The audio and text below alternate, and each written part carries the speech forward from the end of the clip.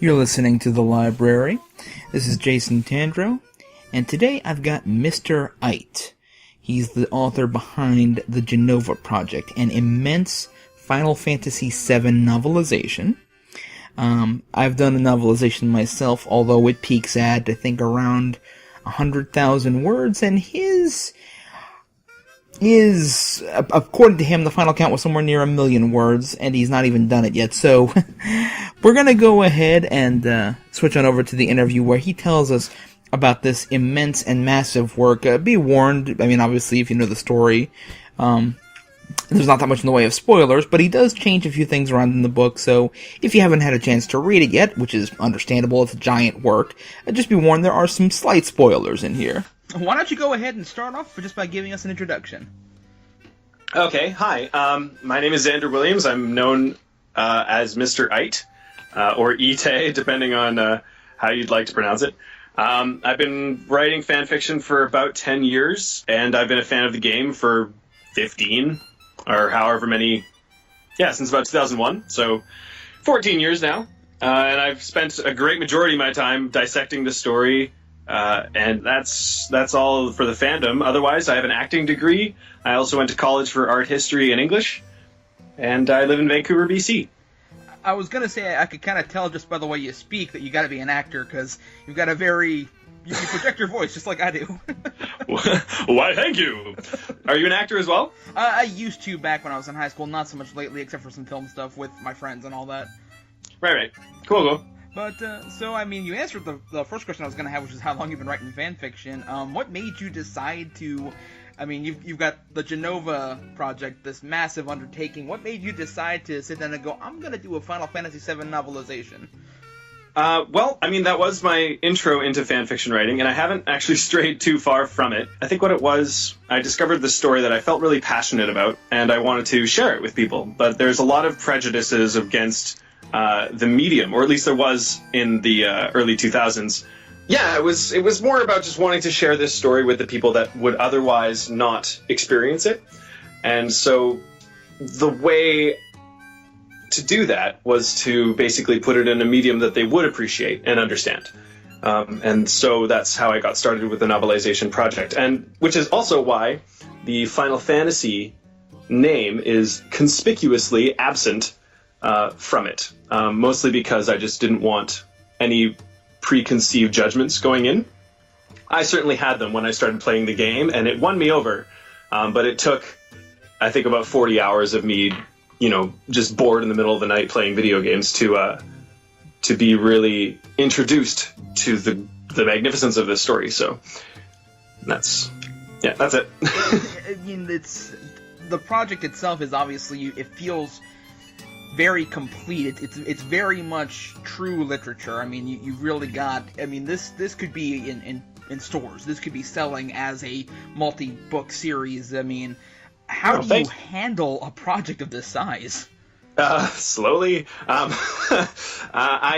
This is the version I sent you, the one you just read over, was the second draft. And by second draft, I mean second edition, really. I wrote the whole thing out.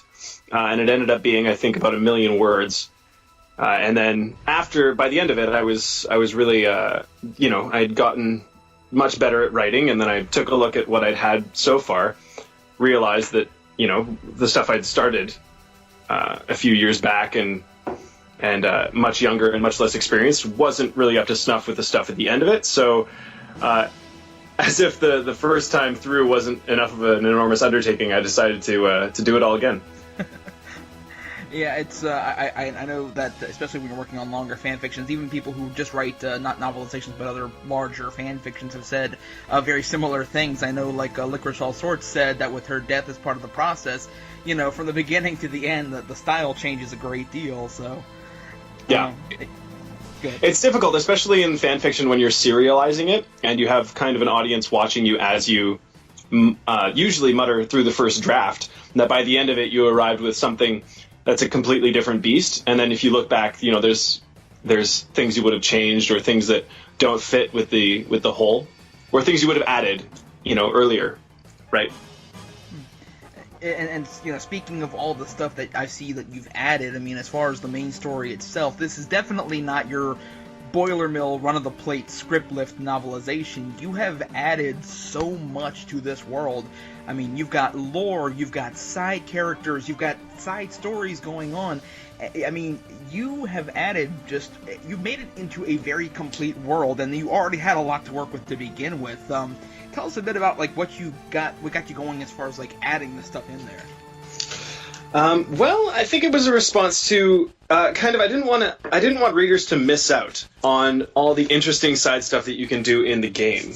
One of Final Fantasy VII's charms is the really rich side characters, stories, and world building that you accomplish through just random exploration. Obviously, you can't have 10 chapters of Cloud running around talking to random people, figuring out what the scene is. But I feel like if you don't have that, you're losing quite a lot of what makes the world of Final Fantasy VII so special, and what gives the player a stake in the events that are happening in that world. And so I found when I was looking back on the earlier drafts that, I think a lot of it ended up being missing. It paled in comparison. So I wanted to share that stuff in a way that felt natural. And so basically I just put a lot of the NPC dialogue, fleshed it out, and then put it as side scenes, just as interludes between scenes with the main characters. And there's one thing you do as far as changing the point of view that I really enjoy as far as when you're going in between the chapters. The one thing that really stands out to me is that when you're going into a flashback, you actually devote a chapter to that and make it a reminiscence chapter told in first person. And I think that's a great way to differentiate between the here and now and when you're actually going into a flashback. I mean, I'm reading the second book right now. I'm about 56 pages in, and pretty much every chapter is a reminiscence chapter because it's the massive Nibelheim flashback, but we'll get to that in a moment. But as far as breaking the scenery up, did you just decide right off the bat that you were going to go ahead and make those reminiscences first person, or did the tense shift do anything to you, or? Yeah, no, that was always one of my initial visions for the book, because the story plays so much with subjective reality in terms of memories. It's one of its main themes. There's really no way to do it in the third person that doesn't seem like objective storytelling. Especially since the events of the past and their memories, as if you're familiar with the story, can be wrong, misguided, false, and a lot of the story has to do with how we interpret the past and how it affects us in the present. And so having it be very personal, almost journal-y entry, sometimes not trail of thought. I feel like flow. There you go. Flow of consciousness. It's also another way into the characters. I'm a huge Shakespeare fan, and I think that modern literature is really hurt by our lack of soliloquy and monologue. So it gives us an opportunity for the character to basically just brain barf at us, and it gets us a little more intimate with them, I think. And so that's my intention with those. Yeah, and we'll get to your love of monologues again in a moment. You know what I was going to ask you with that one, but for right now, I kind of want to go in order of the story. That way, the further along you get, the more we kind of tell what's going on here. The one thing that I immediately, the first chapter, I mean, all the writing blew me away as far as how much you were adding, but the one chapter I'm like, this is brilliant, was the wall market sequence, and you made it like an episode of Law and Order or CSI.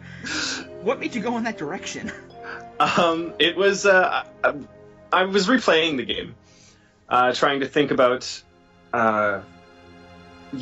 what made it fun, because I really don't like the wall market sequence. I usually roll my eyes and try and get through it as quick as possible. And I know, I'm so intimate with the game at this point. I know exactly where to go and who to talk to hit the right triggers so I can get through it in 10 minutes maximum.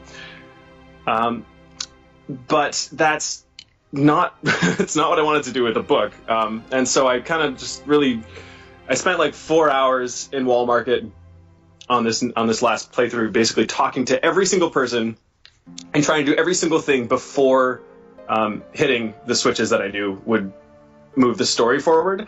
And what I got was like this really, like, Wall Market has like these really defined scenarios that you can, like, these kind of moods. Like, you if you walk around and talk to everyone, you're going to hear the Don's name like 10 times before you even go to Honeybee Inn. The purpose of the whole Wall Market mission is you're trying to look for Tifa, you're trying to get answers, and you're trying to basically investigate and infiltrate. And I feel like the interactivity of that sequence does the work for you. The player can gather clues based on what they overhear and stuff. But as a reader, you're not really afforded that luxury. You kind of have to... It's either you go straight through the story and they automatically know everything, or you have to do some investigating. So I wanted to give the reader the same kind of experience as the player, in which they overhear things like, here's to the Dawn, like someone cheers at a cafe. But instead of that, I've just kind of made Cloud a little bit of an investigator or detective, trying to figure out and scope out the scene. And what I didn't expect was that would really influence how I developed the finer points of what Soldier did during the war. Soldier, as we know, were these super genetically enhanced soldier units, but they're really playing off the kind of Paladin Jedi trope. And something that often goes hand in hand with that trope is the kind of the diplomat aspect, or the Batman-y superhuman, clue-finding arbiters of society, right? Right. And so I found, like, in the Wall Market, as I was playing with kind of the investigation process, I found that might have been something really viable for the actual soldiers to do. Something that they would have been trained to do beyond the normal, shoot 'em up. Something that made them a little special. Again, and I do see that, especially at the very beginning of book 2, where, again, not to jump ahead a bit, but where you kind of turn Sephiroth into Sherlock Holmes. Yeah. Well, and then again, I mean, like, it's his he learns too much is the real tragedy of Sephiroth. And so having him be trained to be an investigator is, I think, adds a little bit to that. Well, let's divert away from Sure. tragedy and go to comedy, because Okay.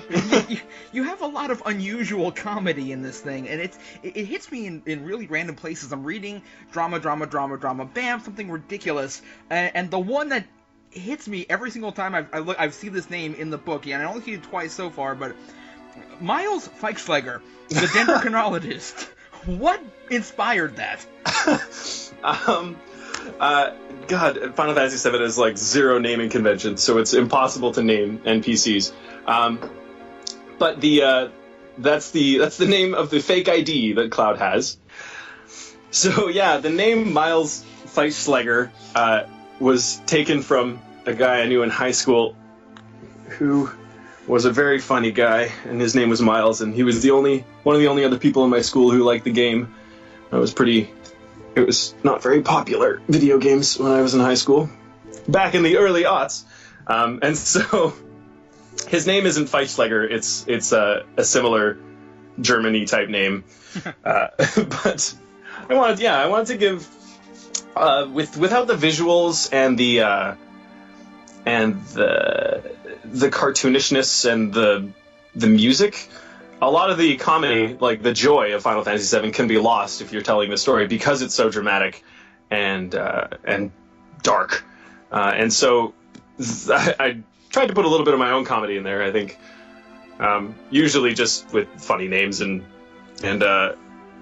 banter is another way that I like to have fun with the story and keep it a little lighter and more enjoyable. But yeah. And it hit me because having it on the fake ID was funny enough, and you had a whole little couple paragraph long rant about that particular name, and I thought that's hilarious, completely out of nowhere, especially in this rather dismal time. And then completely out of nowhere, it shows up towards the end of the book when they're infiltrating Shinra Tower, and he comes in as a team under this fake ID. This is obviously not one of the two main options you have in the game. Why'd you decide to go in this direction with taking out both options? Well, that was the third thing I actually wrote. I wrote one, then I deleted it, and I wrote the other, and then I deleted it. And the stairs, the staircase scenario was a better option than the shooting up, because I really don't think that, having a fight in the lobby of the building would allow anyone to run around undetected on the upper floors. I think that's a huge flaw in the game design. But the staircase scene, I don't think adds anything. It's fun if you're playing it, but then writing it down and reading it back just didn't seem to work. And so I needed kind of a way for them to infiltrate the building without... And I wanted to show the lobby as well, because it's an important stage for the end of the book, where they have the showdown at the end of it. And I was like, well, they need to go through the lobby, but how? And I'm like, oh, there's that fake ID. Which hopefully works. I know not everyone's going to be happy with it, but that's, adaptation weirdness. As far as what makes sense literarily speaking, for one, you've got a great Chekhov's gun there with the freaking ID, and it's another great source of unexpected comedy, because just when you think you've passed that phase, it's all of a sudden right back there. I thought it was, granted, yes, it was a little bit goofy, but come on, everything that just happened, we need some comic relief. Oh, thank you. I'm glad you enjoyed it. I did. I really did enjoy that. Going back to weird names, I noticed that you give first names to the executives who I don't think we have a canonic first name except for Reeve. Amron, Andretta, Yapvet, these are more fantasy-ish. And I know you said FF7 doesn't really have a naming convention. What made you pick these names out? I don't know, honestly. They were some of the first names I made. But first of all, when I noticed basically that the first time I saw Heidegger, because that's the last name of a famous German philosopher and Nazi sympathizer. And Reeve is a title, a medieval title given to the overseer of a village or a town, who is usually appointed by a baron or someone. Shire Reeve, which later became sheriff. Yes, indeed. And so when the first scene at Shinra headquarters, when Shinra's saying Heidegger and Reeve and they're calling him President Shinra, I just assumed that they were the last names of the council, which made Scarlet a little frustrating, because Scarlet is a first name, but that's patriarchy.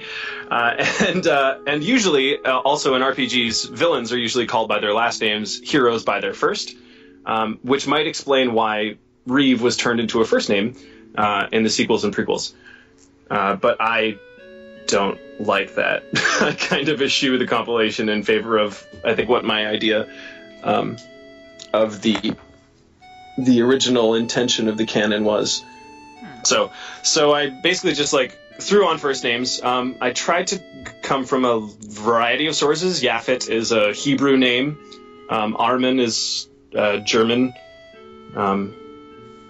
Andretta, I think, is... I don't remember the origin, but I think I just took a name from a bunch of different naming origins on Earth. It does sound very regional. It gives a nice kind of worldly feel to the staff, and I think with the myriad of personalities and how massive a company Shinra is, that actually works quite well, because you get the impression that these are higher-ups that were chosen from various fields around the world, and that gives you kind of a sense of how much Midgar has control over the planet now. So I don't know if that was intentional, but it works great.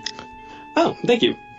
So, and I promise this isn't just an excuse to give you compliments. But when I find them, Shinra's so getting back to the monologue and your love of monologues, Shinra's monologue with Cloud is worthy of a James Bond villain. And later Rufus kind of does a similar thing, although a bit darker. You also got some deep philosophy in there as far as Cloud. This is kind of the point where, at least for me, and obviously there were hints of it earlier, but for me this is really the point where Cloud says, you know what, I'm not just a mercenary anymore, I'm something more than a mercenary. So what does this sequence mean to you as far as when you wrote it? I think that was my intention with that scene. I think I wanted to give Cloud a kind of moment where he's tempted. I think that's a very Joseph Campbell-y kind of hero with a thousand faces moment in a story, where a hero is tempted by an easy way out. And I wanted, to give him, because he's such an asshole in the first act of the story. It's hard to really get behind him as a protagonist.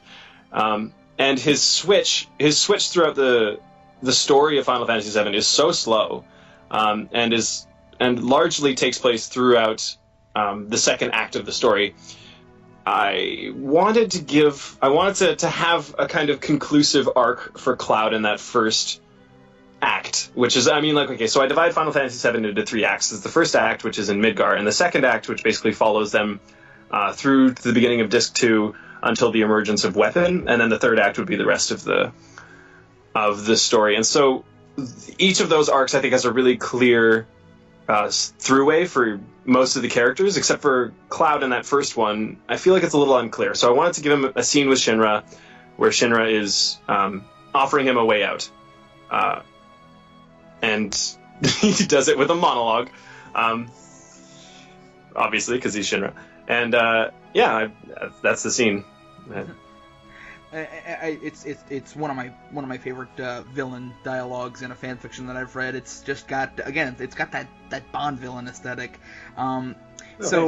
I'm going to give you the moment now, because I know you mentioned this when we first spoke about this. I understand you kind of want to talk about what you did with Nibelheim. Now, in my reading, I'm actually only at about page 60, so I'm about halfway through the Nibelheim recollection. I'm where he says, let's stop and take a break and then we'll finish the story. But I know that you've definitely changed a few things. You've not really changed so much as added levels of depth. I mean, don't worry about spoiling for me. Go ahead and tell what you wanted to tell. Okay. Well, I wanted to talk about it because it's going to be one of the more polarizing of the alterations. With adaptations, there's always you have to change it if you want to translate it from one medium to another. There are things that are going to get lost in translation. Obviously, we don't have the visual and audio of a video game, and we don't have Uematsu's music. But what we do have is, and we don't have the time constraint of a movie or anything. But we've got infinite number of words to employ to get the point across. And so, but with that, there comes a lot of changes that must be made, or and so I feel like that's really it's a point of contention, especially with adaptations. That's why usually when I go see movies based on books I hate the movie, because I'm super guilty of this, because I'm like, oh, it wasn't exactly how I remember or how I imagined. And why did they change this? It worked in the original work. Why can't it work now? And it's hard being on the other side of that. And oh my gosh, I was going to call you Jason. Should I call you Micah or Mika or Jason? Micah, Jason, it's 6-1 to me, honestly. All right, cool. Jason it is then. You know this, having adapted it from yourself. And when I was working on the web series, I talked about it with Mo Gallagher, who's SNG. He wrote a novelization that follows very closely the compilation canon. So I think you are the only one who's done a complete one online. I think you're the only person who has a complete novelization online. Well, just to clarify, I have one that tells the story from start to finish. I loathe to call it complete, though, because I rushed a lot of parts. No, don't beat yourself up. I read much of it, and I liked it. I think it might be you. I think there might be... there was Curse of Memory by someone else. You can Google Curse of Memory. I don't remember who wrote it, but I think that's another... I think those are the only two complete ones. So you've done a feat, man. I totally lost track of what I was saying. Well, I'll start by saying thank you, because it's my first time to get to say that, so thank you. Oh, nice. But you were talking about Nibelheim. Yeah, I was talking with Mo about adapting. If you read S&G's novelization, you'll know that he takes a lot of liberties as well. And you must, as part of the adaptation process. So what I wanted to do with the Nibelheim incident was kind of flesh out what exactly happened with the town. Why exactly were they sent there? Why was there a crowd in front of the Shinra mansion? like, what did it mean for two soldiers to come to, like, a podunk town to look for monsters? How did they send the message? Why did they send the message? And so a lot of it is the two investigators who've been sent to investigate a disturbance in the area. So I slowed it down and I took it piece by piece, like finding out what the problem is part of the journey, finding out who the players are. So the mayor, you've got the guy with the camera, you have Zangan, a martial arts instructor, setting up the pieces of who's in the town and why. Adds a bit of stakes, I think, to what ends up happening there, which is obviously the destruction of the town and the ruination of one of the planet's greatest heroes. And it also, slowing that down, gives a lot of opportunity to show exactly who Sephiroth was in his, sane state, which is something that you get in Crisis Core, but the Nibelheim incident in Crisis Core didn't really. I was really excited for it. I was really thrilled. I was looking forward to it when I played that game and to seeing what Sephiroth was like as a sane person, and found him a little lacking. I don't know if anyone else has that opinion, but I'm gonna try not to insult the compilation because I know a lot of people are fans of it. But it never really gelled with me, so I wanted to present the Nibelheim incident in a different way, not one that revisits the same story or adds to it, adds characters into the scene, but just in terms of like slowly allowing the reader to rediscover the mystery of what's going on there. There's a lot of mystery involved in Final Fantasy VII. The biggest one is, of course, who is Cloud. This was probably the biggest one. And, another one is like, what's going on? Who's Jenova? What is Sephiroth's goal?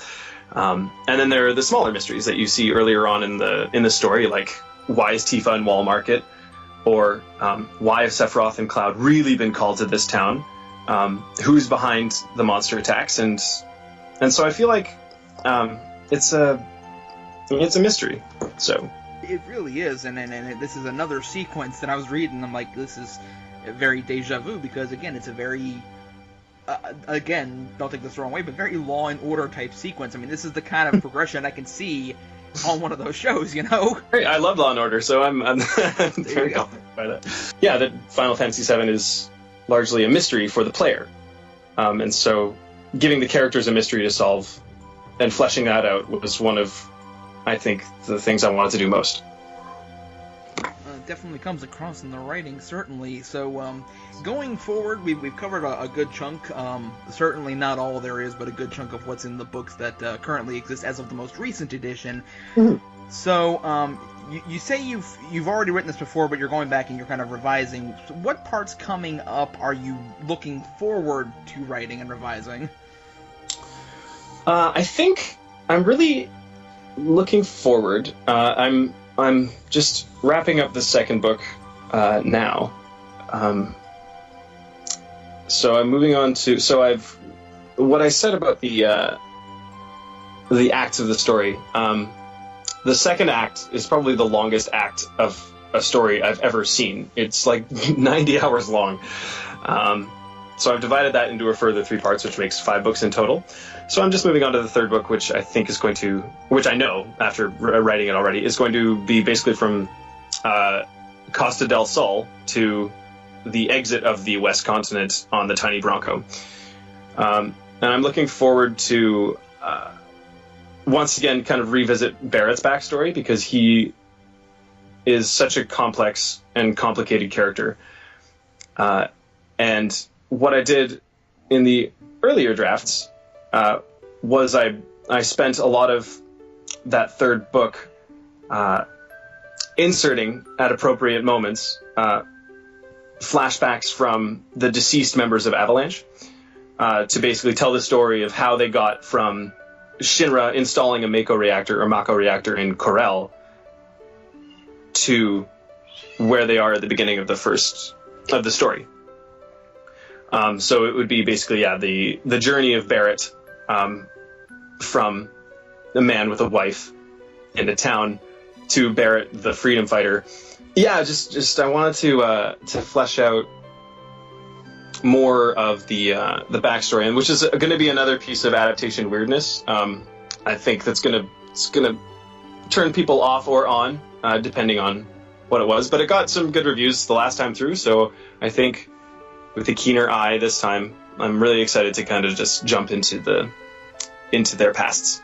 Well, I mean, it's called fan fiction for a reason, and I feel like totally. a lot of times with novelizations, if you're not expecting the author to take some creative liberty, you're going to be disappointed, because if you want a script lift, get a game script.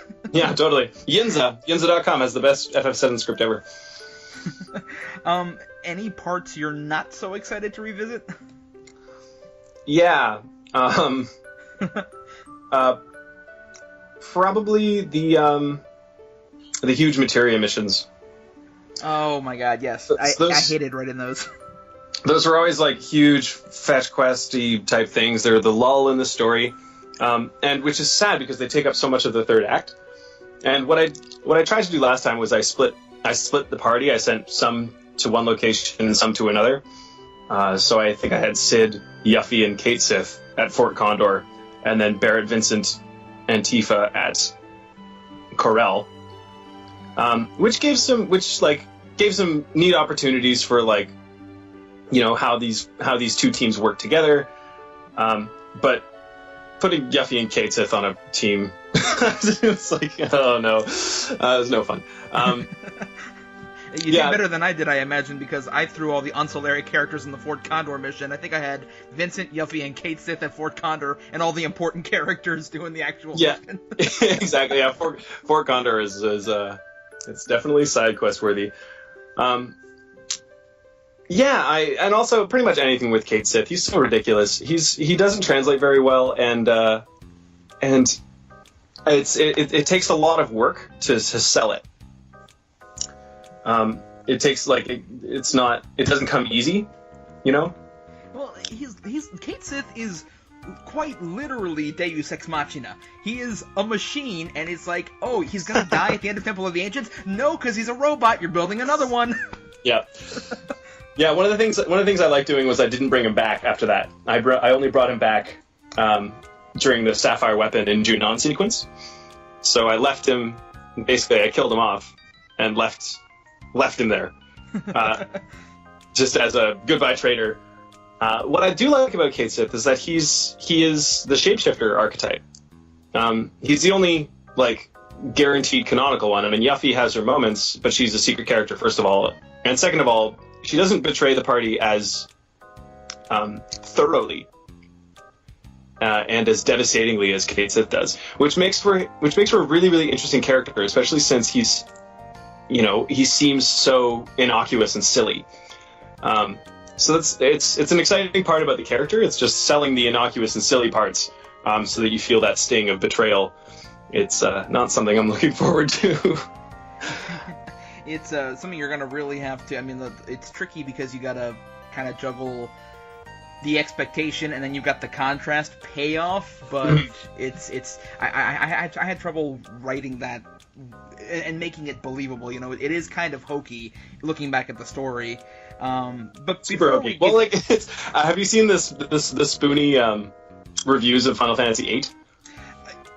I started watching them, and when the first minute was nothing but gay jokes, I kind of lost interest. Yeah, you know what? Yeah, oh my gosh, yes, it's impossible to get through that first one, but he does an episode where he makes fun of Final Fantasy VII, and he's basically like, Kate Sith is the stupidest thing ever. It's a robotic cat riding a giant Moogle. Here's the plan. They're going to infiltrate the party by using this, and it works. And I was like, yeah, that is totally ridiculous. I mean, I guess you could argue they were hiding in plain sight, but come on. I mean, I'm sitting there thinking, I don't know if you watch The Office, I'm sitting there thinking of The Office quote, I thought she had a plan, but she was using such a ridiculous font I didn't consider it. So getting back on topic before we digress too much there, because we could go on to a long rant about Kate stuff, I think. Yeah. Tell us a bit about your other work. I mean, Jenova Project was, of course, your introduction, but what other stuff have you done? In terms of fanfic? Yeah. Not a lot. When I joined, I think I met you on the Genesis Awards years ago. Yeah. I think Psy, username Psy. No, it was Zix. It was S6. Challenged me to write a polyamorous fic, love triangle between Cloud, Sephiroth, and Zack. And going into the backstory of the three of them is always really tenuous for me, because I really don't like what the canon has given me to work with. And so I never finished it. I dabbled in Final Fantasy IX fanfiction. I think that world really lends itself to stories that aren't the main storyline. I think there's a limit to how much you can say in the Final Fantasy VII world, and especially, certainly, the good things I want to say, the things that I consider meaningful, I want to say in the Jenova Project, so I kind of don't want to waste any good ideas on side stories. But Nine's world is really rich and totally lends itself to tales and myths. In fact, I tried briefly to create a campaign setting for it for Dungeons & Dragons that I could play in it with my friends, but that never worked out. So, if it makes you feel any better, I'm doing the exact same thing with my friends at Clan Kerr. We're going to be, before too long, doing a Final Fantasy VIII themed one. Oh, awesome! Yeah, see, it's the 8th world too. It's full of untapped potential. Like the idea of the Hind, the sorceresses. A lot of it only gets explained at the very end, and so 8's a slow burn, right? Like the story really it only makes sense in retrospect. But once you think about it, it opens up all these wonderful opportunities for creativity. I'd love to play in the Elder Scrolls universe. That would be fun. But Elder Scrolls is another one we do, and there's so much going on with that one. With Final Fantasy VIII, just a brief side note, have you ever heard the fan theory that Final Fantasy VIII takes place in the same world as Final Fantasy III? Whoa. If you look at the maps, they're very similar, and Hind was actually referenced in Final Fantasy III. This is the first time I'm hearing this, and you're blowing my mind. If you think that's blowing your mind, have you heard the Squall is Dead theory? Yeah, I have. Okay, that one I'm sure you have heard. That's more common, but no, it's kind of small. But I saw it the other day, and I looked at the two world maps. But yeah, take a look at it. It's pretty compelling. Okay, I've got Final Fantasy III for the DS, but I never finished it. I got about halfway through and was like, meh. Yeah, it's because I think it's because it's an original Nintendo game, and they do go on. Where it's 8, I really liked. Oh, that's very interesting, though. That's going to really compel me to continue playing 3. That's interesting. It's just little tidbits like that, and it could just be an Easter egg, but it's interesting. I wish we had an American version of the Ultimania guys. It'd probably explain a whole lot. That's true, but I mean, it's not. FF is no stranger to illusion, especially to itself. So I mean, I wouldn't. It's a fun theory, but I wouldn't consider it. I know that there's some sort of connection between 10 and 7, but I've never. I kind of turn my brain off when people start talking about it. Well, this is according to the Ultimania guide, and this was confirmed. I saw it on, I think it was Screw Attack or Game Trailers or something like that. They confirmed that what happened was 10-2 takes place before 7, and the ancestors or the descendants of the world from Final Fantasy X-2 mastered space travel, came to Final Fantasy VII, presumably as the Ancients, and then they ended up becoming the Shinra Corporation, which is weird because that world doesn't have space travel until they'd rediscover it. So I'd like to hear the full story on that one. Well, I mean, there's evidence. There's the spaceship that you can find at Bowen Village, the strange spacecraft. But, I mean, that doesn't explain why the kid's name is Shinra in Final Fantasy X-2 or whatever. I would just blame that to elusive writing more than anything else. But yeah, one of the things about the Jenova Project that's really going to turn people off, I think, is what I do with the ancients.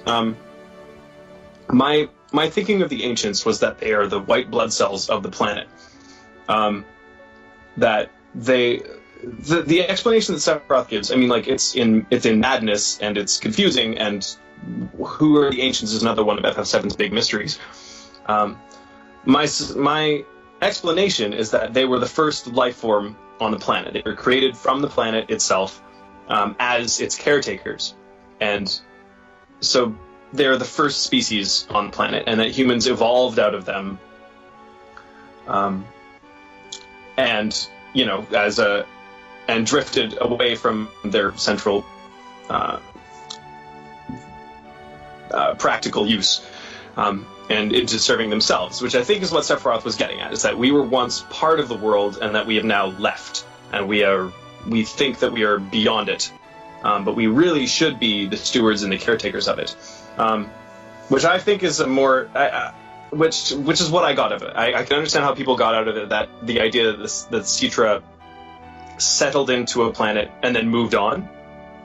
I can understand how people would interpret that not as they were a nomadic race who like settled like the land, like fertilized the soil, tended to the animals, and then moved on to the next area of the planet that needed help, but could be reinterpreted as they are space travelers who go to planets, stay there for a while, and then pack up and leave. That's not really a story I'm interested in telling, so, which is why it's different in the Jenova Project, so.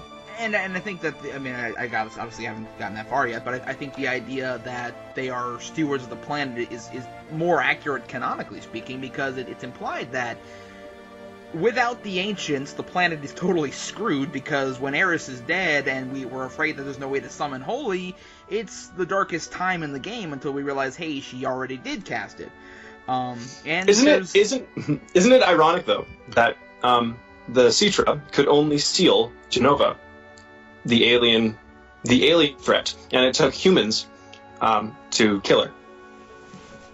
It's there's actually, and this is one of the things I was wrapping around my brain, and I don't think I really touched in it at all in my novelization. This only came to me recently, but I think there's actually a hint of that concept with Aeris's limit breaks.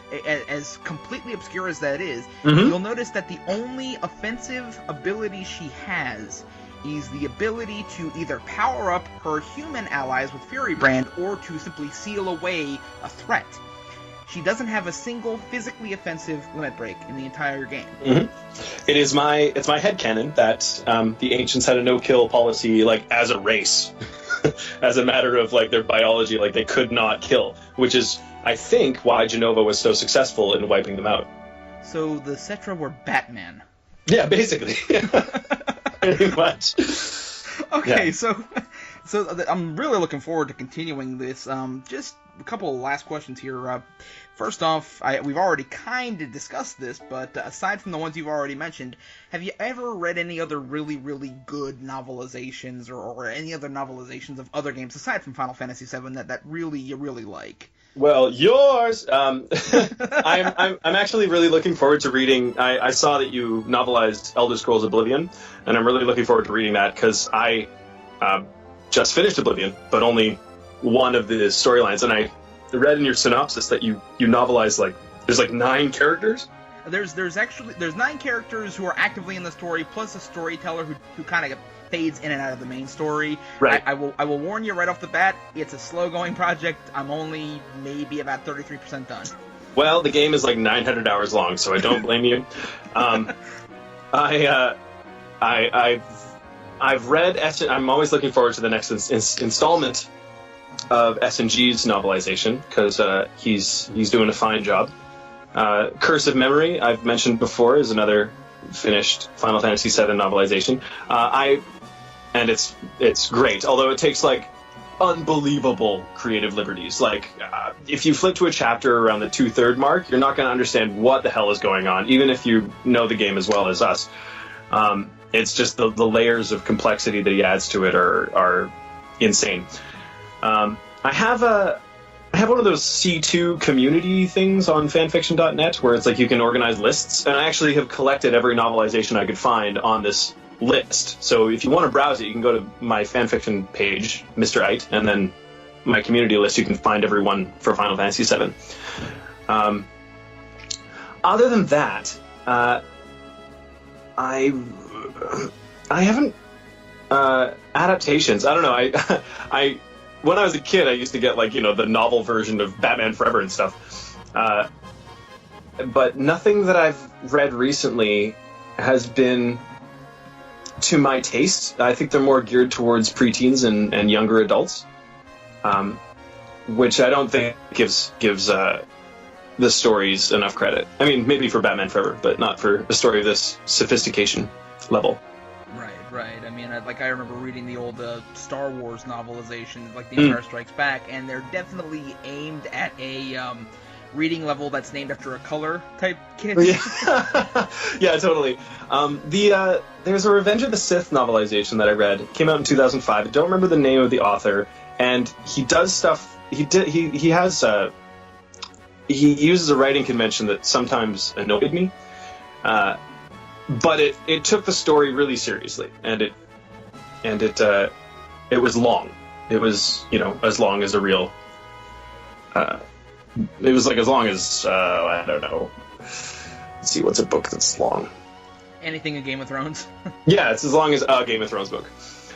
But yeah, no, there hasn't been much novelizations that have really tickled me beyond what I know of FF7. Usually adaptations go the other way around. Usually you're turning something from a book or other medium into usually a film,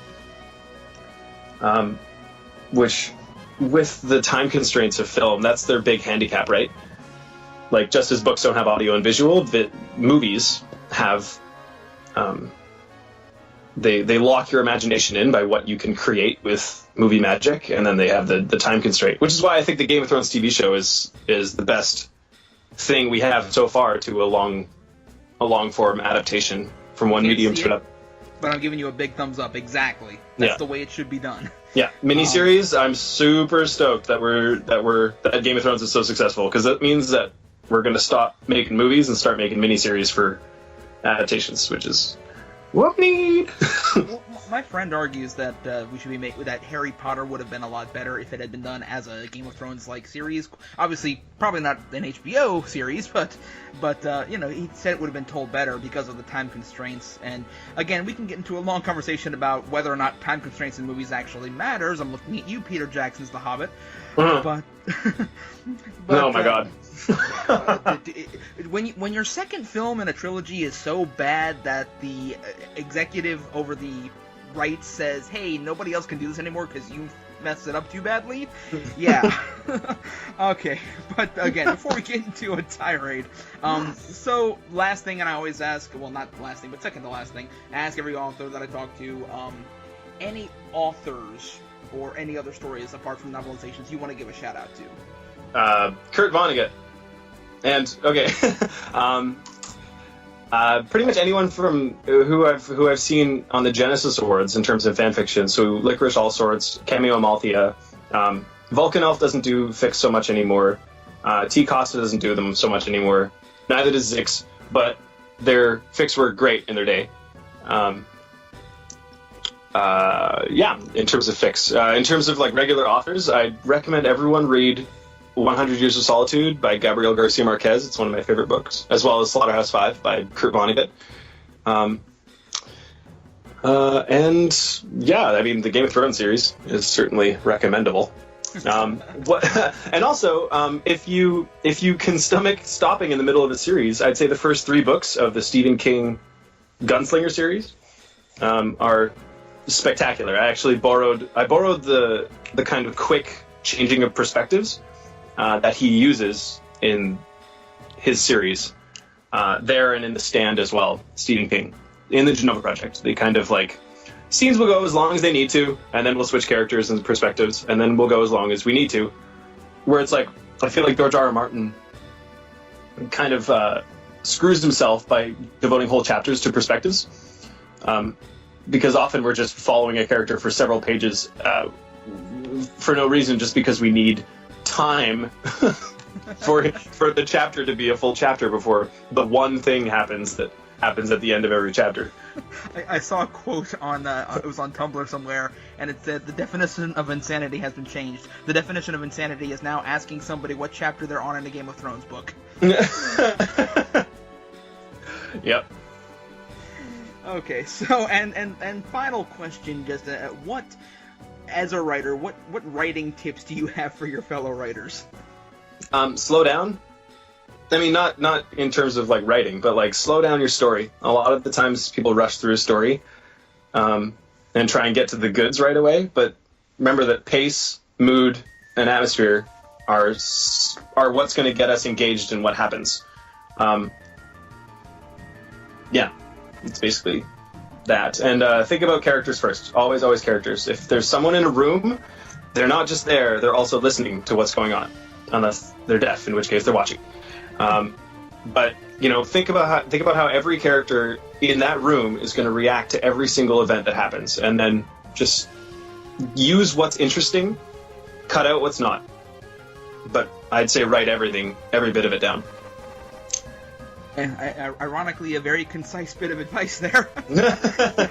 Well, it has been a pleasure chatting with you, and definitely a huge boon reading the Jenova Project. I'm ecstatic on pins and needles. As soon as we're done here, I'm going to go finish what I've got, and then I'll be waiting eagerly for more.